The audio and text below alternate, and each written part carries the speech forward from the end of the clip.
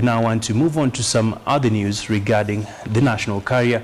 Well, Kenya Airways is looking to reduce its losses significantly through its turnaround strategy that has so far seen the airline cut operational costs by 800 million shillings a month by opting to lease out some of its fleet.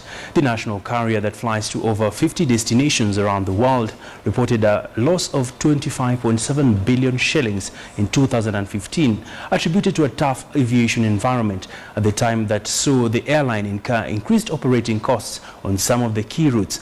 In an exclusive interview with KTN, KQ CEO Mbuvi Ngunze is optimistic that restructuring measures will see the airline land in profitable territory soon. I think we've got to take heart, because even in the midst of all the difficulties that we've been going through, we're still flying daily. The first thing we said is that we are looking towards closing the profitability gap, because we have made losses and we need to narrow that loss. Number two, revisiting our business model to make sure that it is competitive and that we are competing at our position of strength. And the third thing, how do we create a sustainable financial structure for this business?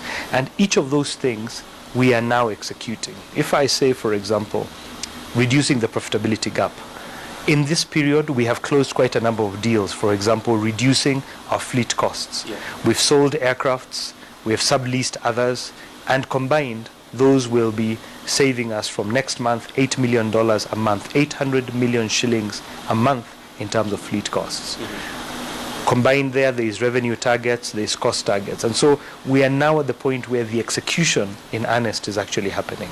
In short, where you're headed is you're likely to see the airline landing in profitable territory. And how long will this take, Mbuvi? I think it's important to recognize that it's a marathon, not a sprint. And as we turn around the business, we will come back to profitability in time. I don't want to assure or promise to say it will be tomorrow. Yes. Let us prove it by our actions. We are right now at the end of the review process of our preparation of our budget and the bankable plan. Yeah.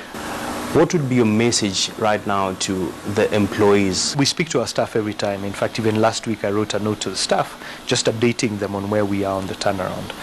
The important thing to note is that they know that we are going through a turnaround. They know that there are some tough decisions that we have to make in relation to people, because as you're resizing the business, there will be some people decisions.